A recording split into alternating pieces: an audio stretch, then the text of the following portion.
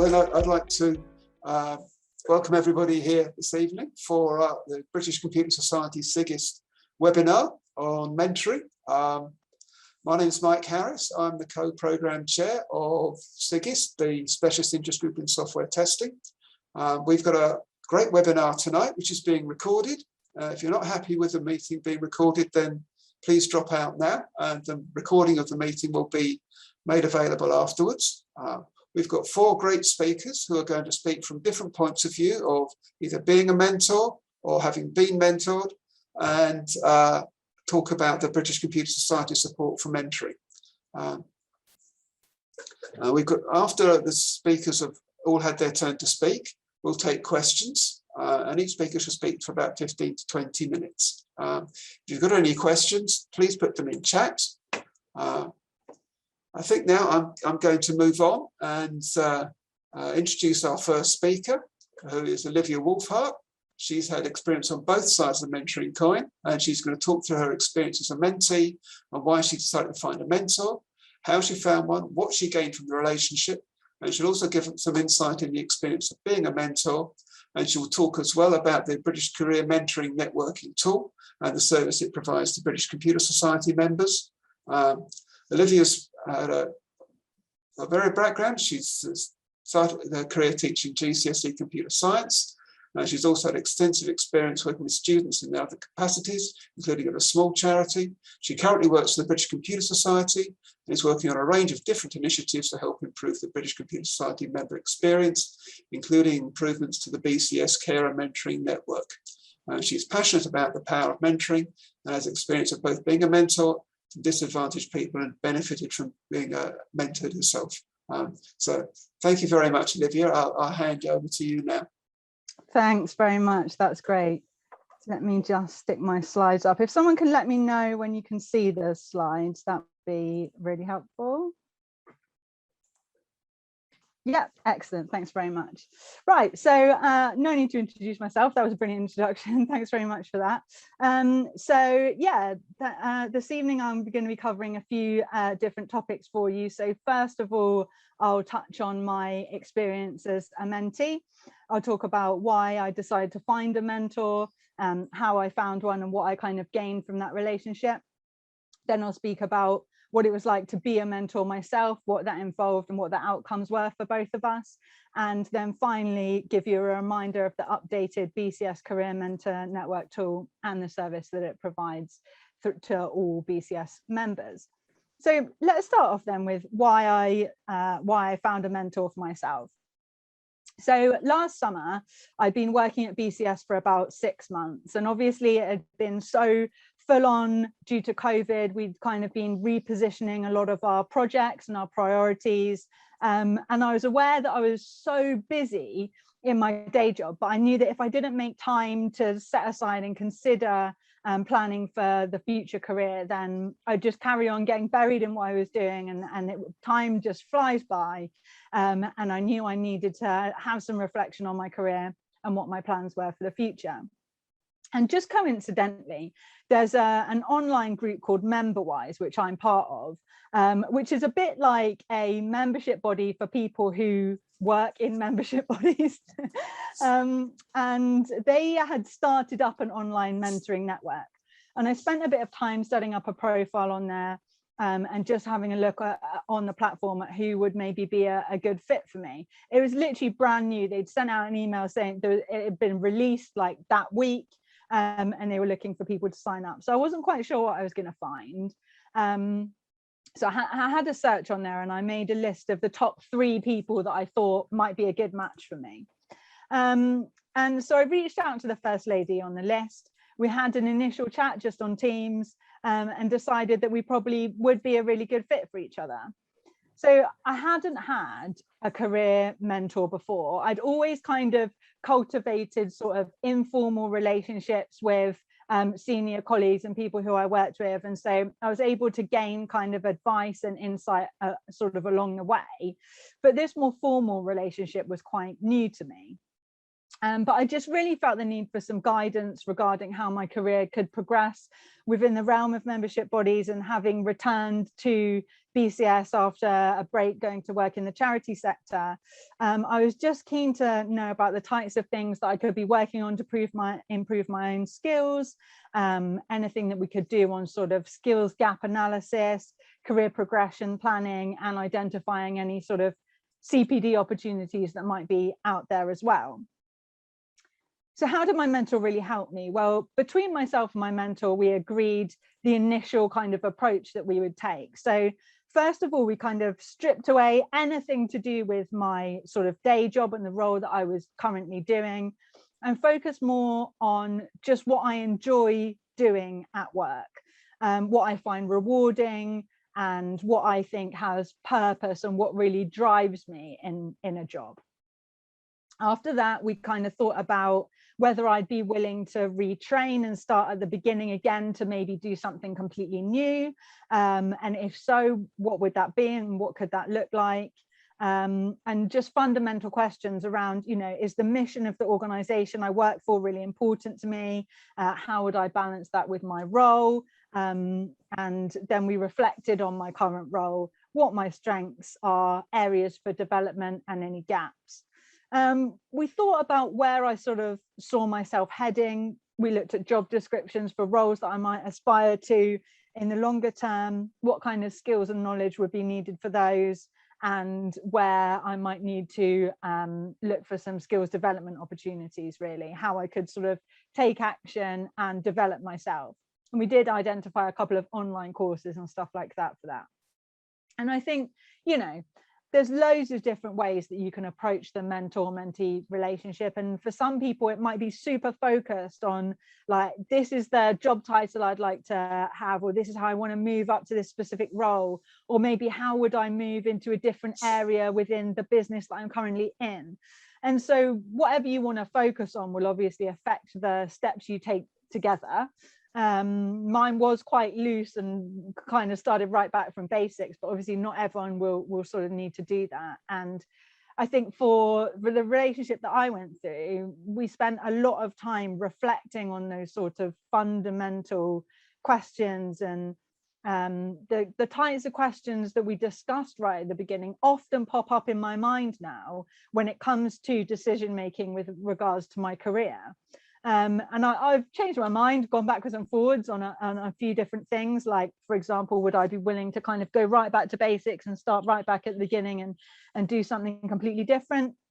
Kind of flip backwards and forwards with things like that. But I think, you know, as well, everyone's with COVID, we've kind of reflected on what's important to us and maybe seeing things through a bit of a different lens now as well. But I think fundamentally, having the mentoring relationship almost gave me sort of a framework for questioning when it comes to making these decisions and putting together a sort of plan of action, really. But it was also really valuable for me to be accountable for actions. You know, we'd have a meeting and then it'd be like, right, you need to go and research courses or CPD or you know, things like this, and so having someone to actually hold me to account, and I'd know, like, okay, well, I've got to have to prepare for this meeting because it's on Wednesday, it's Monday now, I need to set some time aside, you know, because otherwise I think we just get so caught up in what we're doing day to day unless you consciously sort of set aside that time. And that was something that was really important to me, to just set aside that time, ring fence that time, to talk about and think about these really important questions, to be honest.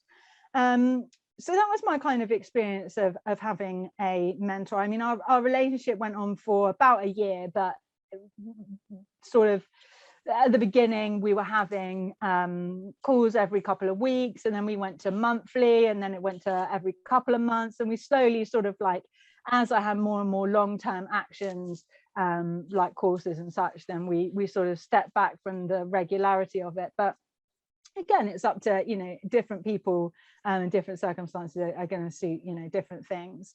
But that was just my experience, which might be useful for some budding mentors, or perhaps some people who are looking for a mentor to have. And now I just want to speak as well about briefly my experience of being a mentor. Now, this is slightly different because it wasn't career focused. So I volunteered with a local youth charity as a mentor for a year.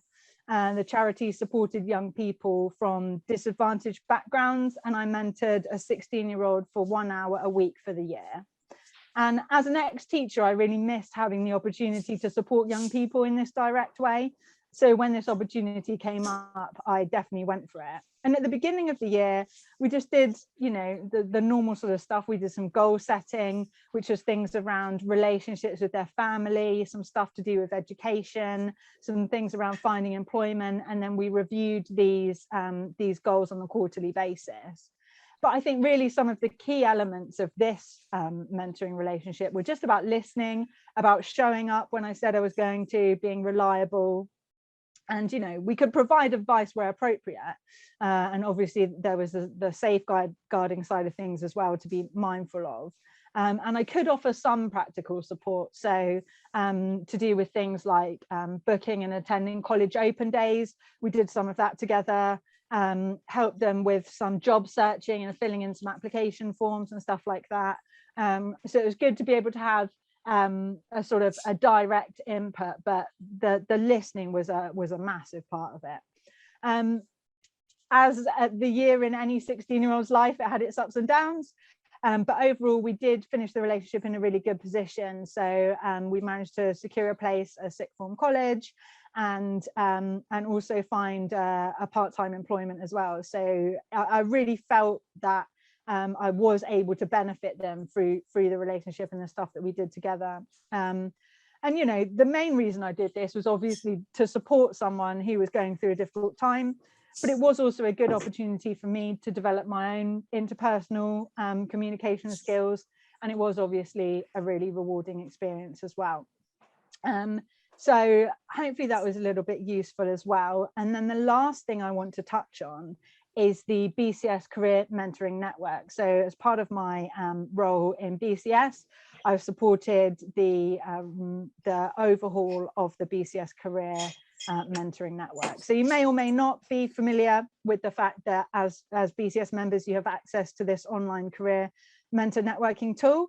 It was first created in about 2014, I think, and we've recently done a bit of a user experience review earlier on this year and have improved the look and feel and the usability of the service. I'm not saying it's perfect, but it's better than it was, if anyone saw that. So the network is designed really as a matching service, so pretty much the same as what I said about the MemberWise one that I use myself. And we'll share the slides after, and there's some useful links in here that Mike can send out to you tomorrow, but there's a link to access the networking tool in case you haven't used it before, just through My BCS. There's also a walkthrough video on YouTube, and it's pretty self-explanatory tool to use, but there is a walkthrough video that shows you how to use it. And we've also put together a mentoring handbook, which I'll mention more in a minute. But I just wanted to show you a sort of quick overview of the system, really, and how that looks and how it would work. So the first time you go into the system, you'll need to set up your profile. And that's about whether you want to be a mentor or a mentee. You can actually be both if that suits you as well. And then you just complete like a short bio about yourself with a few bits of information, whatever you want to share about your job or your experience and stuff like that.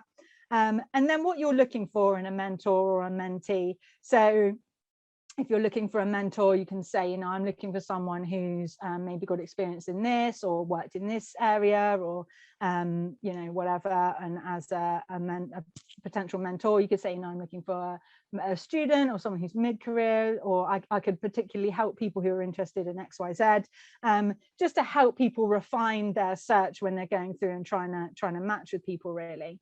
And so once you've completed all your information, you can carry out a search for someone, and you can search based on things like job level, skills and sector.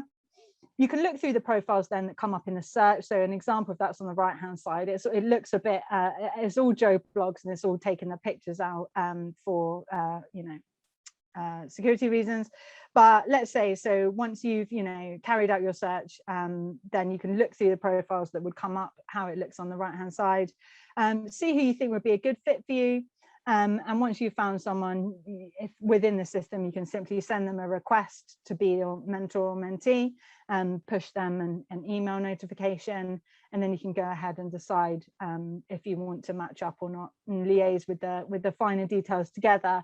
So, you know, some different things are going to suit different people. Some people might want to meet weekly, they might want to use Zoom or Teams.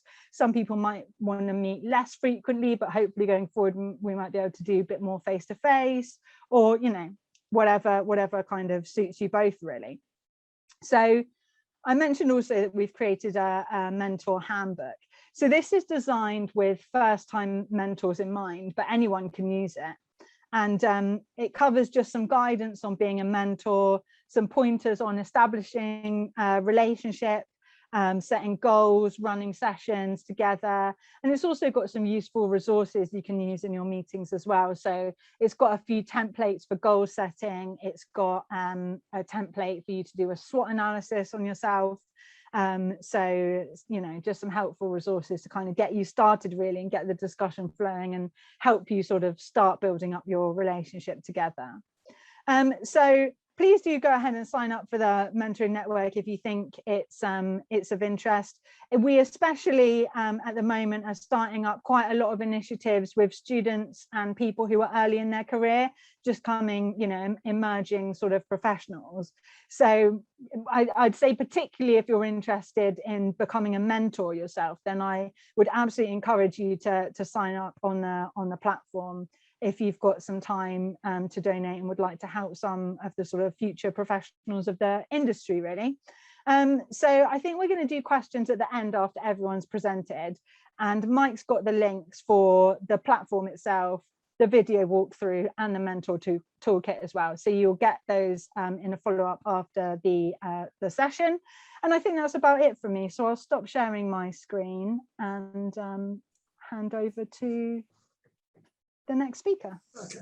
Oh, thank you very much, Olivia. That was really helpful. It's great to get your personal insights, and also really good to hear what British Computer Society has to offer, both to mentors and to mentees.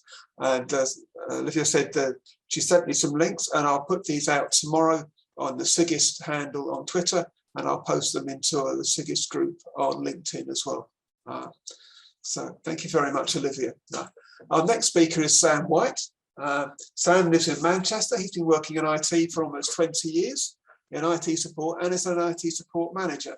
But he recently switched career to testing and is specialising QA, and his professional goal is to become proficient in testing and test automation, improving the user experience at every opportunity. Sam is due to be speaking next. Are you ready to speak, Sam? Yep. Thank you very much for that. Thank you. Good intro. I'll just share my screen 1 second.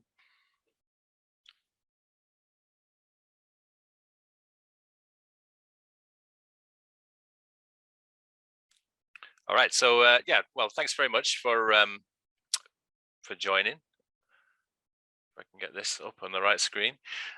Yeah. So I was invited to speak to SIG IT after doing an article in the magazine just about my switch from working in IT support basically for many years and switching over and actually specializing into QA. So, you know, you hear a lot of stories about people falling into QA. I actually selected it as a career. So we're going to go through that and go through all the mentoring I've had since sort of entering the industry, really. So I currently work for a company called Gear4music, and I joined back in 2019. The QA team has grown to, you know, almost 10. We've got another guy coming in December. So this has changed since we've got a 10th QA person in our team now over the last sort of 2 years, and it's just going to continue to grow. So the company's doing really well. There's a big recruitment drive still going on. They do a 2-week onboarding roadmap, which was fantastic for me, because it really gave me time to meet everyone, understand how the business worked, understand the different systems being used, and what the sort of processes were when it came to QA. They also had me involved with some really big projects early on, which I thought was a real key sort of factor in my development into QA. I was, we were really modernizing the Gear4music website and really making sort of visual changes that help customers find products that they wanted to find. And there was obviously lots of mentoring and guidance from the other QAs who currently work there. So I wanted to talk a little bit about those people. So there's a really good complement of manual and automation experience already within Gear4music when I joined. And of course, coming from an IT support background, I had, pretty much a jack of all trades when it came to sort of troubleshooting, but when it came to QA and automation and writing test scripts, I was, they were weaker skills. So it was a good experience already there.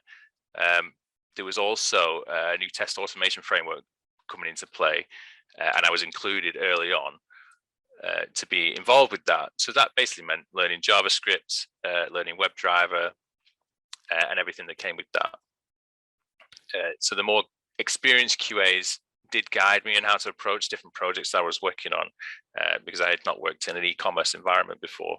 So these were things like, what to consider with different browsers, different devices, different viewports, and stuff like that. So Gear will do regular feedback loops on how you're doing, what you need to work on, and it still continues to this day. And I think it's an important sort of aspect of any career that you take in, that you regularly review what you're doing and where you're up to. They also give you, on the 2-week onboarding, a lot of time to learn for yourself. So a lot of space to sort of discover what you needed to do and what to learn. And it was good to kind of self-motivate in that area to if you wanted to spend some more time on the automation, or you wanted to find out how a different thing worked, you could go away and you could do that, or you could ask people. And there was just a great atmosphere of camaraderie within the team members. Each person was kind of like lifting each other up into the spotlight, making sure that any successes were kind of recognized, and just basically just supporting each other in the business. And it carries on even now. And it just really helped with my development, changing careers. So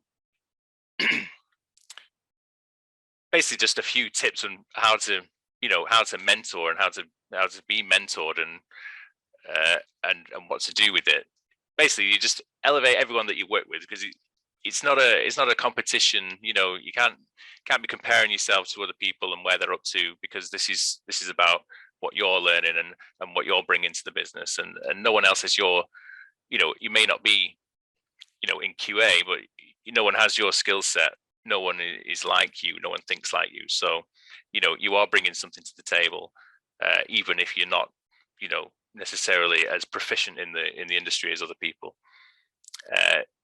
You got to help and learn and teach where you can, but you try not to get in the way. If you don't know the answer, there's nothing wrong with going away and finding it out, or saying that you don't know. Sharing the knowledge, creating a wiki or shared resource. So this is something that we're working on at Gear, where we've got quite a big database now on Confluence of different functions, different things that we need to share across the business, across the QA, across the QA team. Just to, it just basically just means that there's no knowledge silos. There's no one person, blocking something because they're the only person who can do a certain thing, or something like that. Looking beyond your immediate surroundings for new ideas and fresh thoughts, which I think is a big one, really, because it's very easy just to stay, come to work, do your job, leave, expect to be taught everything you need to be taught. But there's loads of things out there, loads of free courses, loads of things on YouTube. It might not even be related to QA, but you might be able to find a way to apply it to your job to improve a process or a thing or something, a problem that you need to overcome. Follow and contribute to QA and test related groups, which is something I've recently got involved with. So again, writing for the magazine in SIGIT and obviously speaking here. Get some personal projects going. So since joining Gear, I've been upskilled to the point where I've written Discord bots for finding out cryptocurrency prices, finding out how to get free games from different stores and things like that. And just again, the point about comparing yourself. So just it's about your progression, really. You're the one who's in control of it. And it's very easy to sit there in your own head and look at someone else and think I should be up to their level, or I should be, better than what I am. And it's not about that. That's going to kill all the fun. So don't do that. And just very quick overview of Gear4music. I think it'd be, I think they've given me a great opportunity. They've really kind of like elevated me out from where I was in IT support to someone who is sort of on this journey now into QA that I'm really enjoying. So just a little bit of background about my experience, because we know that I've worked in IT support, but specifically it was in the travel tech industry. I supported sort of bespoke paperless back office systems that were quite archaic, very difficult sort of to set up and maintain and to update. We also had an online booking tool. It all involved a lot of databases and SQL, a lot of data management. I did manage a small team whilst in my previous role. We had all different kinds of customers, like corporate travel agencies and small independent travel agencies. We dealt with government contracts, sensitive databases, and we did a lot of sort of exporting of data and feed files. So yeah, we exported into Sage, we exported to different companies, all different stuff like that. So it was a good job. It can be lots of different skills that's have come in handy since moving to QA. It gave me a good base, but the problem with it was I spent too long working there, I think, because I was there for roughly about 14 years. So, but I did accomplish some things. So, when I started there, I was pretty young. I didn't have any formal qualifications at that point, but I became pretty competent in what I did, and I tried to make changes for the better.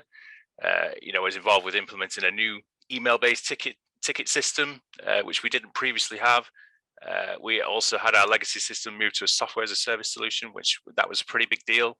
And it also meant that the QA was more important, because previously we had systems in isolation across different sort of networks, whereas suddenly we had, with this software as a service solution, we suddenly had hundreds of customers on one system. So if you updated one, you updated them all, and if there was a bug in the system, the impact was much higher. But what happened? Basically, I got bored. Like I said, I'd been there for about 14 years. I'd spent way too long sort of doing it. I should have left much earlier, probably about 5 years earlier than I did. Got myself into this position where, I was managing a small team. I kind of knew what was coming. I knew who would complain. I knew what would happen at the end of this month. I knew what would happen at the next release, and I knew what would break and who would be mad and who was going to ring the boss to tell them that support had done something wrong. So I basically, at that point, I started pursuing other things with some failure. I even at one point learned plastering as a trade to see if that was any good at that. But basically, I ended up coming back to IT. So, and that's when I decided I needed to specialize into something. And I had two things in mind, which was QA and BI development. And I think it was QA that basically caught my eye. Obviously, changing from one job to another, it really takes you out your comfort zone. You kind of have to sort of relearn everything from scratch. And as I said, I was very comfortable with my old job. I kind of went from knowing everything about my job to nothing overnight. And it's very easy to sit there and think you shouldn't have done this, or you're not going to be any good at this. And that's basically what I'm talking about here. It's really a self-doubt, and these are kind of walls that you hit when you change jobs, you think, oh God, I cannot. I like, you know, for example, JavaScript. I didn't know any JavaScript. I knew SQL, and yeah, you can turn your hand to it and sort of learn it, but you actually think I should be where these other people are at with it, and it's just not. That's just not the case. It's only one aspect of a bigger picture, but it's very easy to get sort of locked into a particular sort of skill or thing or position and think I should be as good as that, but it's not like that. The cycle of this can get you very mixed up, and yeah, it can cause you to doubt yourself. But in reality, you know, if you're involved with these projects, if you're doing the work, you're listening to people, you're taking notes, actually, you know, you are doing a good job. And, you know, if you review what you're doing right and what you're doing wrong, you know, on a regular basis, and also speaking to your colleagues, and getting, you know, coached and mentored, you know, you've got to be open to criticism and that you perhaps are doing it wrong. And yeah, and I think things will get better. But also another thing that I encountered during this job was this was an interesting thing, the Dunning-Kruger effect, which is basically being overconfident in what you've learned. So suddenly you might think, actually, this is pretty easy. It's not as hard as I thought. But then you realize there is a lot more to it than you thought, and that you're never going to understand it. So this was just something else I wanted to share, because this was definitely a phase that I went through during my sort of transition over the last couple of years. So just to finish, really, turning that sort of negative energy into something positive, I think the number one thing really is attitude. You know, if you don't get up every day and work at it, then it's never going to happen. You know, sometimes it is going to be hard work, and sometimes you are going to have days where you've done something and it's not right, or you don't feel like you've done a good day's work, or you've made a mistake. But it doesn't matter, as long as you come back and you're ready to learn or improve and get better. Like talking to the other experienced QAs, developers, and anyone else you work with, because this is good for both of you. It's good for them, it's good for you. They get to coach you, you're learning, and it will also show them, you know, things that they might not know. They might be trying to explain something to you and they don't know how it works, or they're not sure. They need to ask someone else and then come back to you. And it's reassuring to hear that if they don't know how it works and they've been here 3 years, 4 years, 10 years, then you don't feel as bad for not knowing it after 6 months. Take down notes. I mean, I can't emphasize this enough, and I'm sure everyone does it, but notes everywhere, even the most insignificant thing. You know, just take a little note down, have Notepad Plus or Atom or whatever it is that you use to take notes whilst you're working, and just put a note down and just say, this was that, save it. And you never know when you need it. You can just search through your folder and just say, oh yeah, I remember this was mentioned a few weeks back, this, and it was that. So mentoring new starters yourself. So if you're able to, and you're in a position to, then 100%, you know, if you can offer any kind of like walkthrough or a kind of like overview of something that you've worked on recently, do it, because it shows your gaps to them. And you know, make a note of it. If you're trying to explain something that you worked on and you've forgotten half of it, or you've kind of, I don't know, maybe you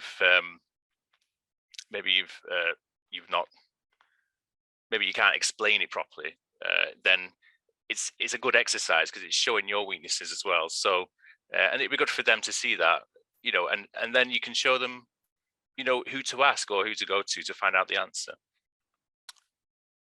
Yeah, not getting complacent is an important thing, you know, but don't undersell yourself. It's easy to kind of sit there and think, oh, I'm not good at this, and it's easy to sit there and say, actually, this is not too difficult. You know, you've got to work at it every day, and be open to learning every day. Focus on what you're doing, just apply yourself, be present of mind when you're working on something, when you're learning about test scripts, when you're learning about JavaScript, just be there mentally. And final thoughts is that you can change your career, you can learn something new and adapt and overcome. It's a cheesy ending, but it is true. I think I'd gotten into a place where it wasn't that healthy really, where I was sort of in a bit of a rut and I needed a change. And yeah, QA has definitely helped me out of that. So thanks for listening. That's the end of my bit. I'll hand back over to Mike.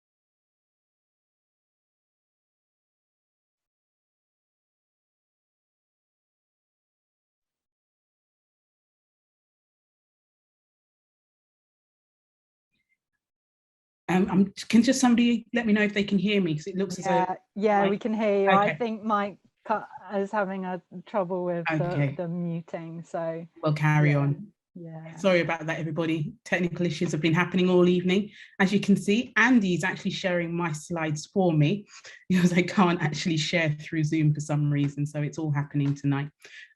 Mike can speak after I've finished. Just to say something before I start speaking, part of the self-doubt that Sam was just speaking about can also be imposter syndrome as well, which is something that can be addressed through mentoring and addressing that with your mentor. I just wanted to say that.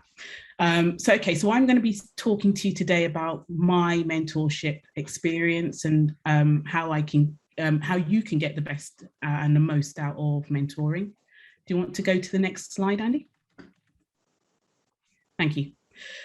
So just to introduce myself, obviously Mike was going to do that, but I'll do a little bit more myself here. My name's Nicola Martin. I'm a professional member of the BCS. I do quite a few roles within BCS. So I'm a committee member on a couple of groups, one of them being a special interest group in software testing, and also a committee member with BCS Women. And I've also just signed up to work with the LGBTQ+ group, which is starting soon. We're hoping, fingers crossed. So yeah, that will be another group that I'll be working with. And I'm also, for my day job, head of quality for a company called Adaga. We're in the defense space, but we are an AI and data science company. And I run QA, quality control, quality management, and I look after several aspects of building, robust product basically, and handling things like standards and working with our leadership team to ensure we follow standards. And that's my day job. We're actually hiring for a QA engineer at the moment.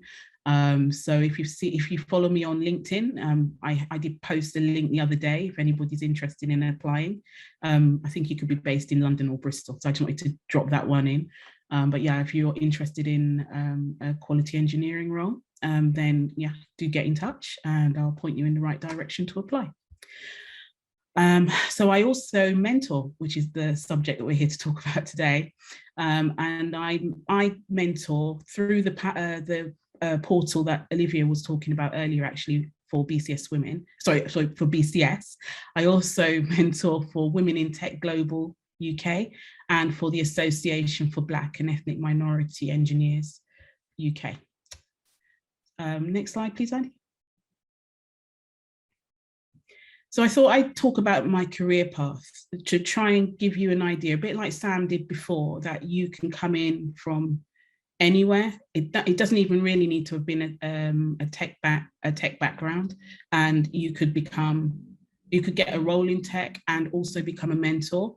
And sometimes it's really helpful if you have experience outside of tech that you can bring in, because that really enriches your ability to be a mentor, and helps mentees actually to gain more skills. So my early career, I didn't go to university straight off the bat. I started my career straight out of school. I went to work at the CBI as a conference organizer, and I was helping to organize a national conference and all kinds of different events for government at 18, basically. It was a lot of fun. Long days and hard nights, but it was a totally different career to being in tech. Then I did get into tech, just walked out of a job on a Friday and walked into a job on a Monday, and it was an admin role within a tech team, but it actually gave me a flavor seeing all the different roles, and I basically took on and loved doing testing so much. I started out in UAT that I took it seriously and decided that's what I wanted to do for a career. So I've been through lots of different roles, as you can see in my test roles here, and now I'm actually head of quality. I have actually got 21 years in tech, so 20 plus years in tech. I've worked both permanent and contract. I actually spent, and as a consultant, I spent I think 11 or 12 years contracting and in consultancy. And my volunteer roles outside of doing all of these other tech roles that I've done, it's still within tech. So what I am now, as I said, is a committee member for BCS SIGIST and BCS Women. I mentor, as I've mentioned before. I'm actually running a mentoring program for Women in Tech UK. And I've kind of fallen into all of this by, I don't know, just by accident almost. I know that I mentor anyway, so within my job, but I actually realized that I could do this for more people.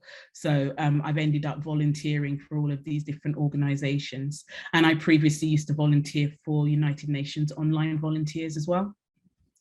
The industries I've worked in are, vast, all in IT and computing, but I've worked for pharmaceutical companies, education, on government projects. I've worked in aviation for about 2.5 years, and I've mostly worked in finance and in wealth management and looking after, testing for wealth management projects. I've worked in fintech, and I've also worked for a challenger bank as well. Thank you, Andy. Next slide. Okay. So my mentorship experience, as I say, it's actually a newer thing for me, more formally. So I was doing it before, and I don't think I really realized I was being a mentor. So my experience working as a mentor has included supporting tech team members at work, for example. So even though I was contract, sometimes I'd be in contract for so long, people would forget I was a contractor and think I was permanent. And they'd come to me and say, how have you managed to work on all these projects? And, I don't really know which direction my career is going in. And, I'd end up just organically starting to talk to them about my career and the things that I've done, the paths I've taken, some of the, professional qualifications I've done and things like that, to try and get them to start thinking about what they could potentially do for their careers. I joined groups focusing on diversity in tech, and that's more of a recent thing. I've purposefully done that because obviously we do have, such low numbers of women and people from diverse groups working within tech, and we need to increase those numbers where we can. So I've purposefully started to work with those groups to try and make that a reality. And it helps me then to do mentoring for them as well. my volunteering, as I've mentioned, is BCS, Women in Tech UK, AFBE, and I've also done some volunteer stuff for Coding Black Females through the BCS. Again, another group working in the diversity space. And the biggest one for me, that as soon as I mentioned with all my years experience that I was potentially mentoring people or wanting to mentor, I get people apply to me every single week on LinkedIn. It's a really strong networking tool. And I can't stress enough the power of networking when you're trying to, find a mentor, to, find somebody good. Being able to see their profiles, maybe if they've posted videos talking and talking about the work they do, or they're taking part in events, and you can go and see them, giving presentations on the subject that you're wanting to be mentored in, or the area that you want to, be mentored in. It's invaluable. And also you can approach people that maybe you would never even think about approaching, and they're 9 times out of 10 they'll reply to you, and it's not as scary as you think. So I wouldn't quite go for somebody who doesn't allow you to add them but only allows you to follow them. They're probably really busy and have tons of people approaching them every day. But if you go to a conference and you hear somebody that you really like, like a testing conference, for example, you can very easily approach those people through LinkedIn. They're likely to be on there. And even maybe if they can't mentor you, maybe they can put you in contact with somebody else who can. Andy, next slide, please. So what are the benefits of mentorship and networking? So it can support your career growth. It really, really can. It can keep you, on a path and focused. So if, for example, you don't know where you're wanting to go next, making small goals that you're working towards can really help you to steer your career in the right direction. It helps you to connect to peers in industry. As I've said, people that maybe you're not even in contact with every day, not part of your normal team. It can, in tech, you can become, quite siloed.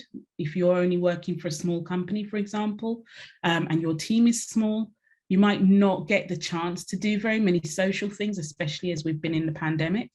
But there are lots of online things that you can be doing and getting involved in, and really just growing your, your contact list. It's an invaluable tool for connecting to peers.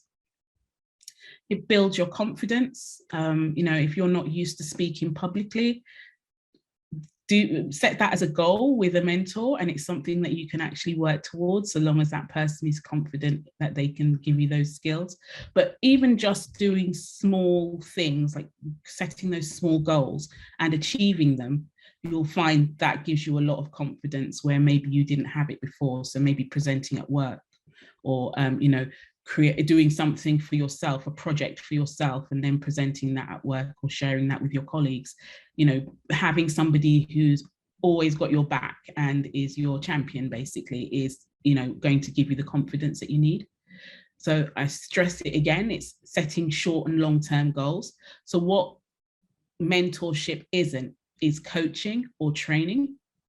And the thing to remember is that whilst you're setting these short and long-term goals, you're the person who has to put the work in, and you need to come prepared to sessions. And also, if you're supposed to work on something, work on it, because that might be the content of the very next session.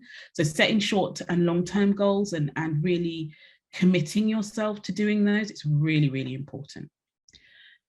It can improve your performance. So it may be that, you've got OKRs at work that you need to work towards, and maybe you've got personal objectives as well, and you just don't know how you're going to do that.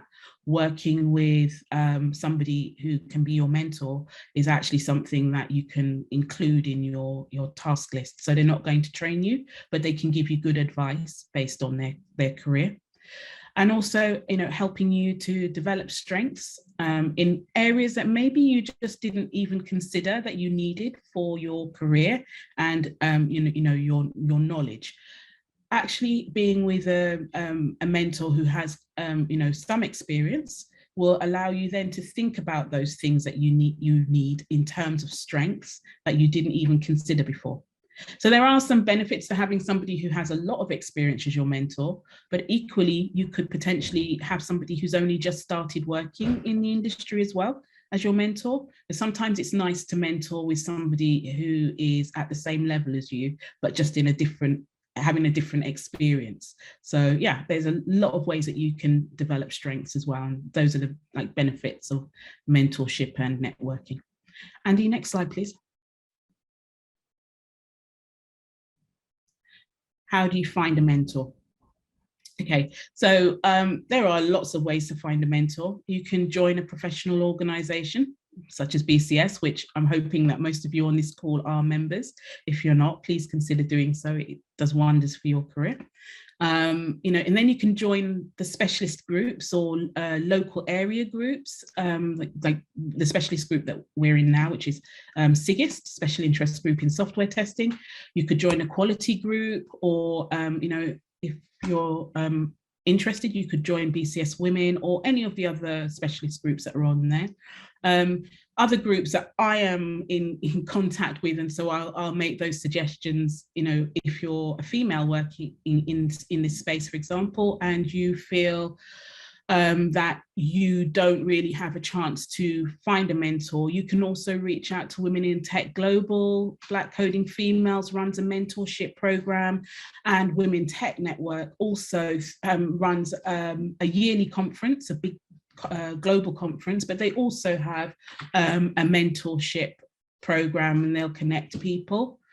Then the other ways that you can actually find a mentor is through a work buddy, as I was explaining.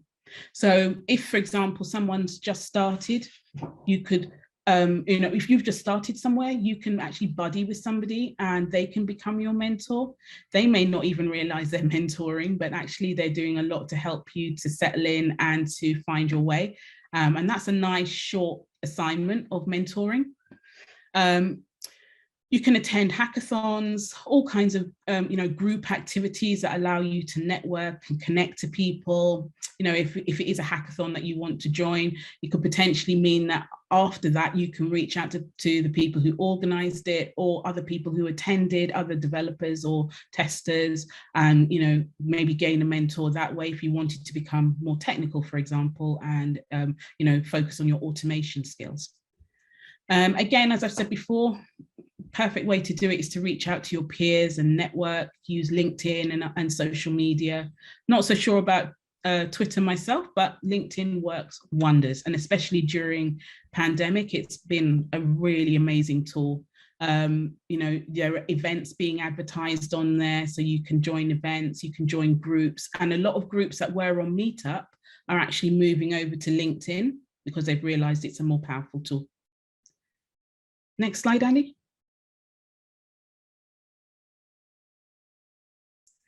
Okay, so how can you get the best out of mentoring? It's best that both mentor and mentee agree the way forward at the beginning. It's kind of like a contract of what you're going to do. So make a high level and rough plan of what you want to cover with each session, how many sessions are you going to have, and prepare your questions at the outset. And like my second point, agree the number of sessions at the outset. Remember that mentoring is not training. You are responsible for your own development, and your mentor is just there to advise you. They won't train you, but maybe if you need training and it's identified as part of your mentoring, then they can advise you on what, on areas where you might be able to get that training if work aren't willing to pay for it, for example. It's really important that you find a mentor you feel you can trust and be honest with, and be open-minded, because their ideas might not be what you might consider first of all, but being open to it means that you will consider their ideas. They're only trying to help you to be better, so they probably won't advise you to do something too risky, but they will maybe advise you to do things that take you out of your comfort zone, and that's how you grow. Take sessions seriously, as I've said, prep your work if you're supposed to, and it ensures that you both get the most out of your sessions and shows you're serious about it and you're being professional. Be open to feedback and willing to talk about it if you disagree. Mentors are also there to learn too. So I've learned the most since I've started mentoring. And I really, you know, I got to a point where I really thought, I've done this for so many years, I don't think there's anything else for me to learn. And I just was blown away because I'm learning all the time. And from people much younger than me and who've been in the industry a lot less time than me, but I'm open-minded and I'm always listening. So it's a great thing. I really enjoy doing what I do. Outside of my daily work, I mentor all the time and I love it. So yeah, it's something that I would advise anyone to take up if they're interested. Next slide, Andy. So my conclusion with my snazzy picture. Mentoring plays a vital part in advancing tech careers. It's really now being recognized that people need to be coached or need mentoring as a way to help them navigate through tech, which is changing constantly, and the landscape is different almost weekly. You know, we need to be able to focus and set goals and meet them. And you know, it also with mentoring and being supported and feeling you have someone you can go and talk to about problems that you may be facing so that they can help you to try and understand how to get over that hurdle. It really helps to, you know, keep you in tech because, you know, for women, for example, there's a large, you know, a very high attrition rate. And the number of women in tech in the UK at the moment is something like between 17 and 19%. And there's been a slight reduction, obviously, because of the pandemic. So we've got to try and figure out ways to keep people in tech, you know, and having someone who supports you and understands your journey, even if it's for a short assignment, it's invaluable. It helps you, it keeps you focused. It can make you accountable for your own career development and ensure that you're meeting your goals. Absolutely, accountability is key and a good skill to have for your daily life anyway. Whilst it's not training, it does encourage you to keep your skills up to date. So mentors will probably have information about what's, you know, key and happening right now in tech industry so that, you know, you make sure that your skills are in line with what you need to have for your particular role or any role that you're thinking of moving towards. Finding the right mentor can be a really positive impact on your career and your self-confidence. There are a lot of bad mentors out there. That's not to insult anyone, but there are. And I've heard, you know, horror stories. It's really easy to find a bad one and it's harder to find a good one. So, you know, you really do your homework about people, find out if they've been mentoring before, or just set your sights basically. Because for example, if you want to mentor with somebody who has only been in the industry a short while and you want to buddy with them, you won't be expecting them to tell you how to get into leadership. But, you know, if you're going to work, you want to work towards getting into leadership, you'll make sure that you go for somebody who has a lot more years experience, is probably on that path themselves, if not already there, so they can tell you what they did to get there. It's a powerful tool for networking. I can't stress that again, and meeting people who can help you on the journey. And if you take nothing away from this, I don't know if we're sharing like LinkedIn addresses and things in the chat, but maybe we should, and people should add each other. Because if we're all in software testing, we should really, you know, we need to start networking with each other, you know, being more confident in saying hi to our colleagues outside of our everyday workplace. You know, we need to do that. So if everybody's willing to share their LinkedIn, I will definitely add people after this. I don't think I'm that big that I, you know, can't add people. And, you know, by all means, I'll add mine in the chat and you can add me. Actually, mine is at the end of this presentation. But yeah, feel free to add me. And I think we should all share links and keep in touch, and that way we can, you know, expand our networks and, you know, the ability to find somebody who can mentor for us. I think that's coming up to my last slide, Andy. There's a big thank you from me. And if you've got any questions, please feel free to email me or at me on Twitter. You can add me on Twitter as well. I'm not very active on there. I do share lots of BCS stuff, but I am on LinkedIn and I'm on it all the time. So yeah, if you want to drop me a message or anything with any questions, feel free to get in touch or just add me on LinkedIn. Okay, thank you very much, everyone.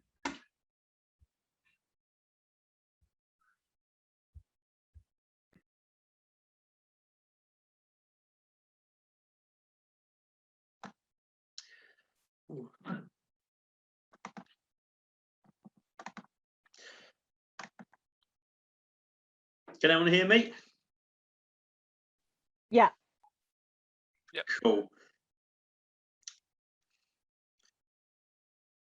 Okay. Oh.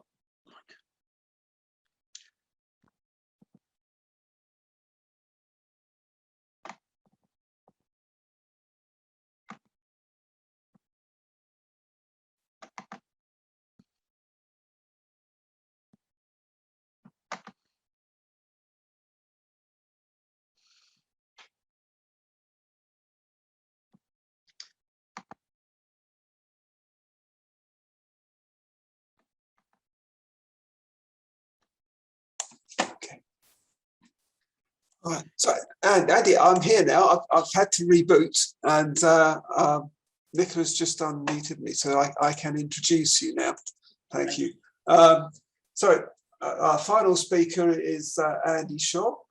Andy has found mentoring invaluable for his career development. He'll discuss how being mentored has helped him inspire him to grow as a professional as well as a tester, and he'll explain how mentoring others also developed himself and his mentees, and what inspired him to mentor others. He's also going to talk about the BCS Mentoring Tool and how it's valuable to mentees from all walks of life. And he's also a member of the SIGIS committee and is editor of our magazine, The Tester. So I'll hand you over now to Andy. Thank you. Thank you, Mike. So I'm Andy Shaw and I do a number of things with BCS. I've been involved with mentoring with both within BCS and outside BCS for a number of years now. So as Mike said, I'm the editor of the testing magazine, The Tester, for the specialist interest group in software testing. I'm also recently started looking to get involved with the neurodiversity group, which BCS is planning to run. I'm also the chair of the South Yorkshire BCS branch, and I'm also looking to develop a project within mental health, both within the BCS and the tech industry. So, but now I'm going to talk about my experiences of mentoring and how mentoring has developed me and my career as a tester as well. So, I graduated from university a number of years ago, and in the early days whilst I was at university, I worked at a small software company in London called Total Systems. There, I was assigned different mentors throughout my industrial placement as well, who gave me advice about how to develop a career in the IT industry. I was also a programmer there, so I had advice as how could develop myself as a programmer using a 4th generation programming language called Progress, which is not used much in the UK, but in some of European countries it's quite big. So I was mentored for designing application specifications, how to code specific areas of the software, as well as how to write testing strategies as well. After graduating from university, I undertook a graduate scheme at Electronic Data Systems, which was then purchased by Hewlett-Packard. So when I started within the organisation, I had a buddy mentor who introduced me to the company, helped me know my way around, and introduced me to different people within the organisation as well. They also explained how the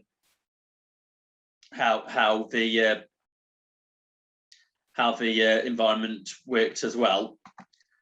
I also had technical mentors for different roles which I did within the graduate scheme, including testing, software development, software support, and different secondment activities.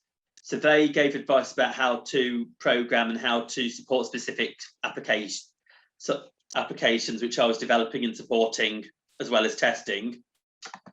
I also had professional mentors within EDS and HP as well, who gave advice about and sort of guided me as to how I could develop a career in the tech industry, how I could learn more about the different tech industries which I was working in, which were mainly Ministry of Defence and local government as well, and what I could do to develop myself even further.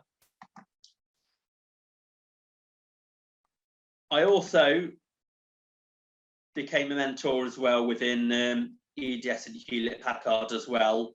So I did a number of mentoring roles to different people from all walks of background. I was a buddy mentor to new employees who joined the company, where I'd explain how the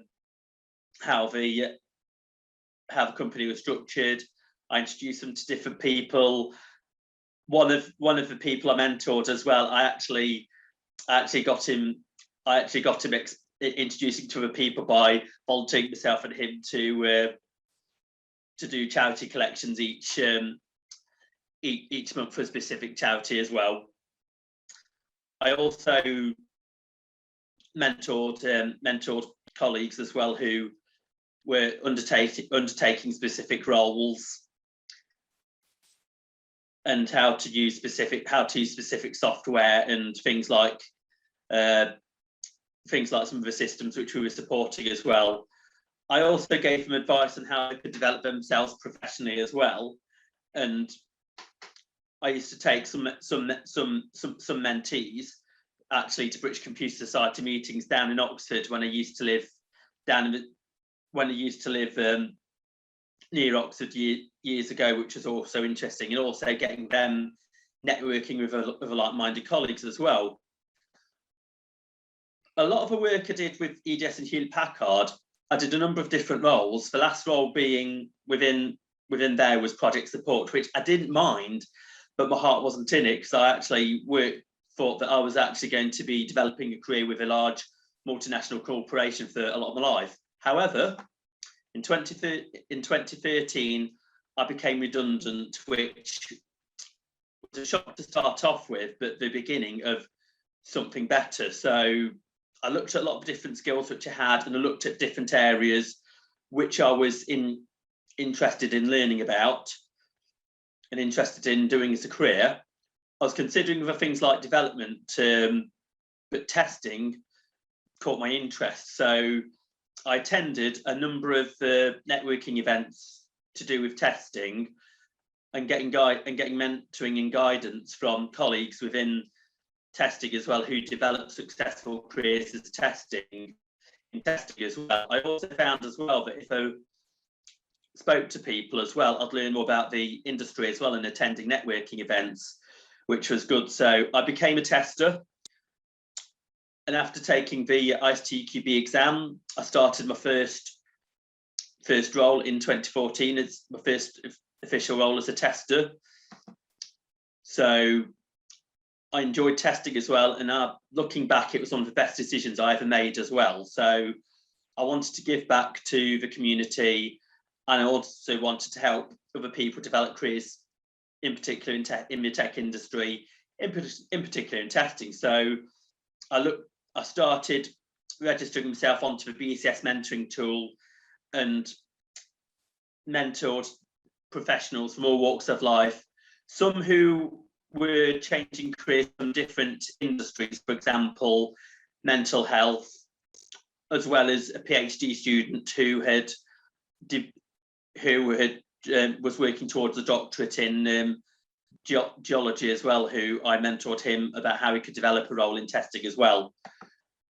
I've also mentored people as well outside of the BCS in other networking groups where they've wanted to be tested. They've looked to consider careers as a tester. So I've given them advice, guidance, as well as direction on how they can develop their career, for example, attending specific networking events and hackathons, getting involved with specific projects, giving guidance about how to perform different types of testing, like manual testing and exploratory testing as well.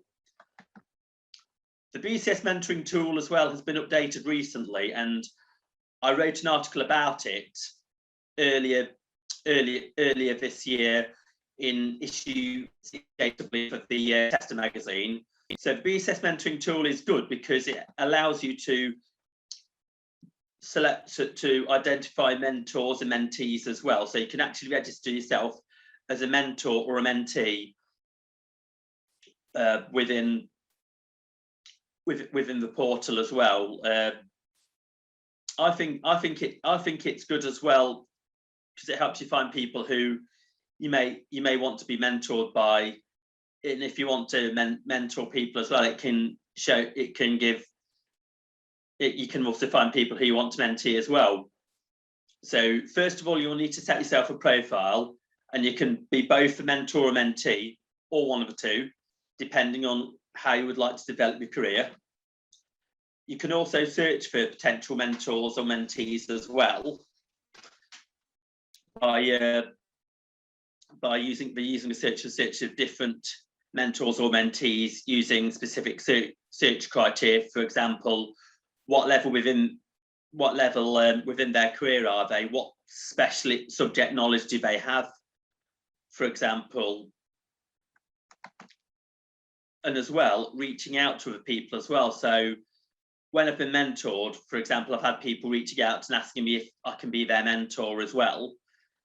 And reaching out is good as well because it shows that you're interested in developing yourself, developing your career.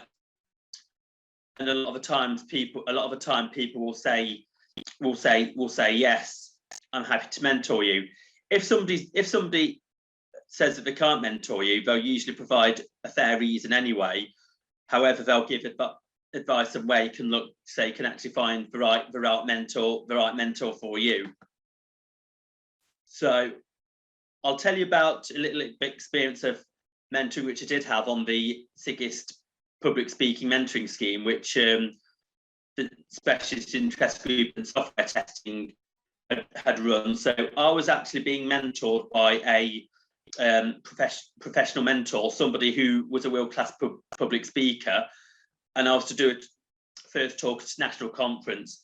I wanted to become better at public speaking as well, where, as before, I'd only done local and regional events. So I wanted to get experience of speaking at a national conference, and the SIGIST public speaking mentoring scheme enabled me to do this. So I met with my mentor, and together we had an idea of, and I gave her an idea of what I'd like to talk about at the conference as well. She gave me guidance and feedback as to how I could develop my presentation to make it successful at the national conference as well. The public speaker was Dr. Graham, who is a specialist in automation speaking, but she's done public speaking at various different testing conferences around the world. And this is one thing I would like to do in the future as well. So having her mentoring me was one of the best things that ever happened. From attending the conference and from her guidance and learning from her as well, I became a better speaking and started doing different national conferences ever since as well. I had to put in a lot of work as well. So I agreed when I had mentoring sessions what I wanted to achieve as well, and and what I wanted to gain from each session as well. So it was both fruitful for both of us as well.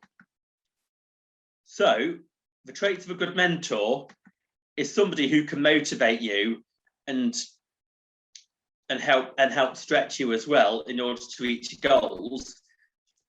Making the goals easy and being comfortable isn't always good. So you want somebody who will motivate, who will stretch you so that you can step outside your comfort zone and grow even further. You want somebody as well to inspire you as well. So I've been inspired by different mentors to push myself as well to develop different areas of testing, for example, making me a good all-round tester. A good mentor also provides direction on how you can develop specific skill sets, for example, whether it's learning specific programming language to help you learn automation testing, for example, or trying different browsers. For example, if you want to try cross-browser testing as an example. Giving advice as well is also a trait of a good mentor as well. Advice on where to look for if you wanted to complete specific training, for example, a programming language or an automated testing tool, for example, like Selenium, or if I wanted to do something like security testing, where I could actually go to learn a bit more about that area.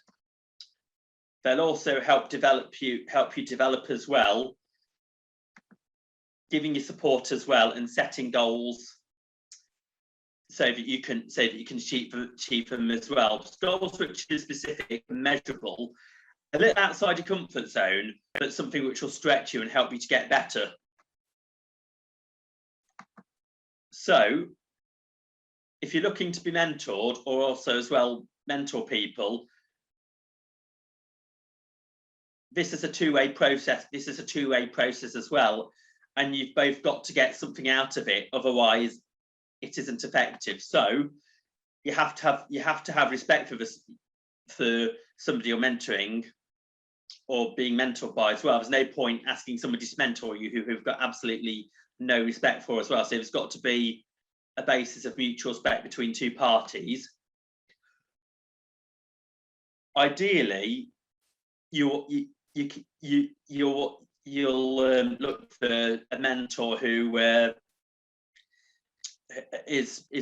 can be in a specific area to what you're looking to develop your skill set in, for example. So if you're, say, somebody who's looking to develop more experiences testing in an industry like physics or geology, having somebody who's developed a wealth of experience in that area as well can be useful. If you're looking to develop a skill set in a specific area like automated testing, penetration testing, somebody who's got that experience and who's happy to help give you guidance and help stretch you into developing skills in a specific area as well. Somebody as well who's supportive and can give constructive feedback as well is somebody for a mentor as well. Also, if you're mentoring people, don't be afraid to give constructive feedback as well. As long as it's constructive and as long as the people learn from it as well, even if they may disagree on specific areas, it will also help you to grow as well. I've learned from all my mentors, as well as I have with the people I've mentored as well. They may find something which I may not have looked at as well. So both of you will learn from each other. When I mentor people, I'll also discuss their aspirations. For example, if they're wanting to get more experience of web-based testing or get their foot in the door of a testing role as well, giving them and sort of seeing how I can best meet that as well and manage their aspirations as well. With mentoring and being mentored, there needs to be a commitment from both parties as well. The mentors can provide the guidance and help set the structure of what each session's going to be, but the mentees also as well have to make a commitment as well to actually learn and grow. It's like you could take a horse to water, but you can't actually make them drink it. If you want to be mentored as well, you need to put the work in. However, it pays dividends as well once you achieve your goals, once you start working towards your goals. Also as well, be open as well. So every person I've ever mentored, whether it's in testing or looking for careers in the tech industry, I've also learned something from them. For example, if they've learned, if they've known, say, programming or a specific area of an industry, which which I may not be aware of, I'm also learning as well. So we're both winning. So mentoring opens paths as well, and a good mentor will help to stretch you, motivate you, and inspire you as well.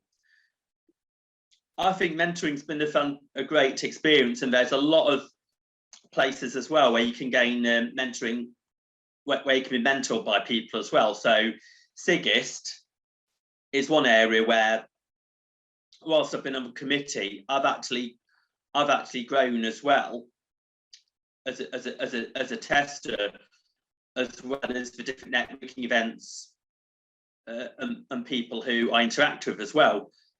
Also, attending networking events, for example, like the QA Beginners Club and some Ministry of Testing events, is also a good way to find mentors as well. There's also groups, for example, like BCS Women and a new BCS Neurodiversity group, which is being established, as well as early careers professionals, where you can reach out to people and also mentor as well. So, and if you're interested in, say, for example, learning a specific skill, for example, there are specific groups as well, which you can find both on LinkedIn and via Meetup as well, which can help you even further. So if you're a woman who's looking to develop skills in penetration or security testing, a good networking group, for example, is the Ladies of London Hacking Society, being one of them. Also, reach out on LinkedIn as well. So my LinkedIn details are here as well. So feel free to connect as well, if you want connect as well after the presentation. And thank you very much for listening.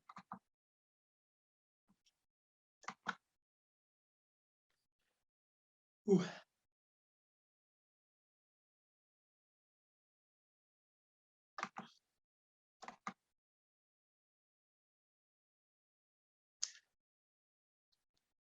Oops.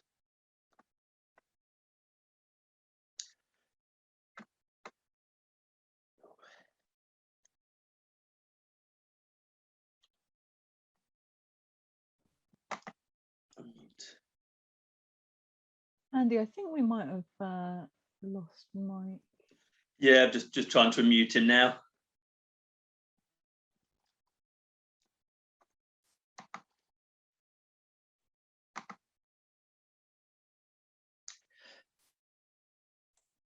Hello, yes. Sorry, thank you very much for unmuting me, Andy. I'm very sorry I had to reboot my machine during the middle of the presentations, because Zoom just turned into a white rectangle and I had no buttons and I couldn't do anything.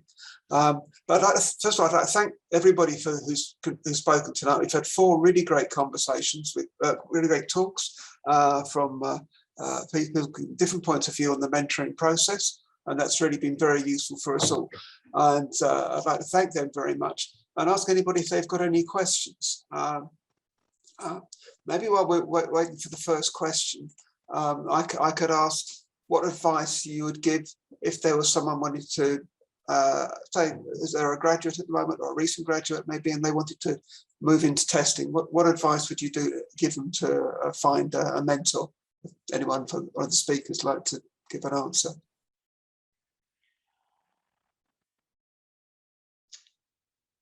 Yeah, I could venture a guess on that. I think I've never been a graduate, just like Nicola was saying. I didn't go to university. I started work straight after school, and yeah, I would say probably just start a conversation with someone who's in the industry, probably a recruiter, to be honest, because they get a bad rap, but recruiters can be priceless in terms of gaining connections and finding out who's the right person to speak to, and you know, you make them work for you if you push enough, you know. So yeah, probably develop a bit of a LinkedIn profile. Like I said in my talk, start some personal projects to show that you're engaged and interested in doing your own thing, and yeah, reach out and talk to people. Thank you very much. Has anybody got anything they'd like to add to that? Yeah, I can. As actually, that was great answer from Sam. I mean, there are also a lot of groups that are working with people wanting to get into tech industry. So obviously we've got early careers group, and I'm not entirely sure, I'll admit, what events or initiatives they've got on at the moment, but I'm sure there are some initiatives. I don't know if Olivia knows anything about that, but yeah, there are external groups to BCS who do specialise in working with universities, you know, making sure that people are aware that there are groups that are offering mentorship to students, especially. Not so sure about people who are on apprenticeships. Obviously, they're working for companies, so they'd have to look for themselves, really, what groups are out there that are offering advice and mentorship. Okay. Thank you very much, Nicola. That's very, very useful comments. Anybody? I'd also like to add as well that when I first started my career officially as a tester as well, I spoke to a lot of consultants as well who specialised in looking for testing roles, some of which at events as well. So building a good relationship with them helped, as well as attending testing specific areas as well. Also reaching to people on LinkedIn and attending things, for example, like testathons and hackathons. Even if you're exploring around a website, for example, and finding say bugs which you found with a website, for example, that may be another way as well of getting your foot in the door and getting yourself noticed as well.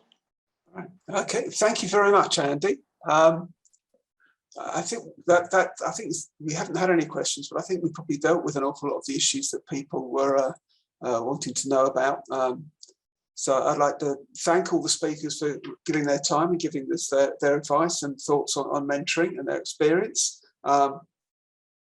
I'd also like to point out we've got another webinar in 2 weeks' time on the ebook testing stories. If you're not familiar with the ebook, that testers around the world all contributed a story to the ebook testing stories, which is available on Lean Publishing, and we have 4 of the authors from the book speaking in 2 weeks' time. And I'd like to say thank you for everyone who's attended. Attila has just raised a hand. Has Attila got a question? If so, could you type it in the chat?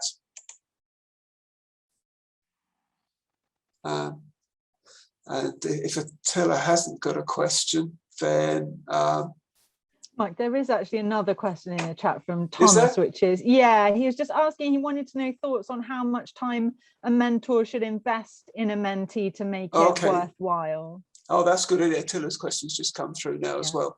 Yeah, so who would like to take Thomas's question?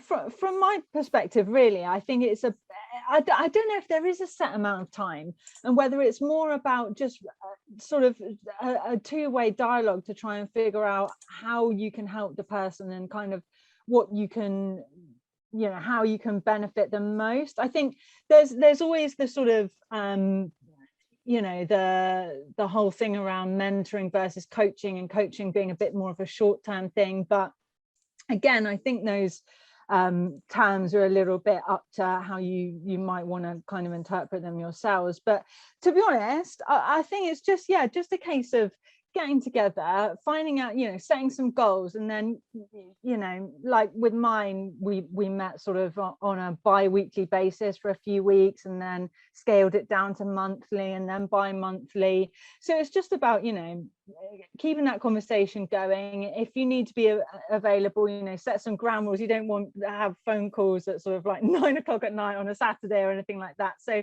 you know, set some times that you might be available, and if more time's needed, you can always arrange that, you know, by email or something like that. But I think, you know, if you need more time or you need less time, different things sort of suit different people, really, as long as you both feel like you're getting something out of it and your mentee, it feels that the relationship is having an impact on their aims and what they want to achieve. I think the timescales probably not that important.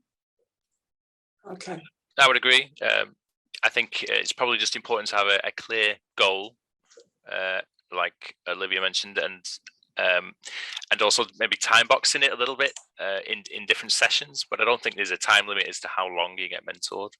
I think it's more of a natural sort of thing, a natural progression of someone's development, helping them achieve what the goal is. And like I said, if you don't have a goal, then it would be quite difficult to mentor someone, because it would be quite fluffy. You wouldn't have any sort of direction to go. Yeah.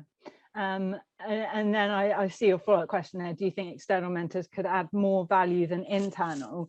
So I guess it's not necessarily more value, but different value. So the benefit I found from having an external mentor was that, you know, BCS isn't the most massive organization, so I'm lucky enough to know most of our staff quite well, and if I wanted to approach them or have a chat with them about anything, then I know I could do that. And I think the benefit from external is that I could meet someone new who had a different skill set that was unfamiliar to me, so it was a new sort of person that I could learn from. And also, you know, comparably, when we're talking about my role and the things that I was working on, things going on in my organization, it was someone who I could be quite honest with and not have to worry about what I was saying so much and the way I was saying. We could be quite free in what we were saying. So I think, but then, you know, on the other hand, someone internally, you'll be building up that working relationship with them as well. They'll understand your work, what you do, you know, the same organization. So I think it's probably different. You could go for both, which is something that, you know, I've had sort of unofficial mentors at BCS before, and alongside the sort of external mentor that I had. So I think there's a place for both, to be honest with you. right. Okay, thank you very much, Olivia. I think Attila seems to have taken his question out. I can't see Attila's question anymore. Has anybody else got anything you'd like to comment on Thomas's question? Attila's question is how does it feel? What does it feel like to find the right mentor? I think that's what. Right. Oh, here it is. Yes, that's right. It's there at the top. Yes. So what does it feel like to find the right mentor? So would you like to comment on that, Nicola? I can do, I guess. You just know. So, I mean, for example, you should do your homework, like I mentioned, and you know, try and find out if this person does mentoring in this space, in an area that you're interested in getting mentorship in. Because, for example, you might be trying to move into a totally different area of tech. There's no point in signing up with someone who doesn't have the skill set or doesn't work in the area that you're trying to move into. Or you can go for somebody who has got generic, the ability to, you know, mentor anybody generically across tech. It doesn't matter. It's going to be very high level. It's not going to be specifically for something, you know, and that might be okay. It just depends what your needs are at the time. And I guess that expands on from the previous point about having internal or external mentors. You could have multiple mentors at one time, and they could all be doing something different. As long as you've got the time and the energy to, you know, to give to those people, you know, you could have more than one and potentially be solving issues that have been, you know, you haven't been able to deal with, and, you know, have more than one person helping you to deal with those things so that you can get rid of them quicker. So, you know, at the end of the day, you'll know when you've got the right mentor. Obviously, you'll know fairly soon as your training as your mentorship starts with them.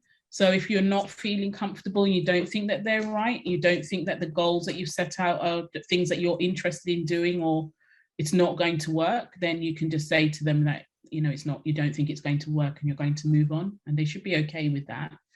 So yeah, that's my answer. Right, thank you very much. Is there anything anybody would like to add to that? No, I don't think so. I think that's a good answer. No. Ditto. Okay, thank you. And Taylor said thank you very much as well.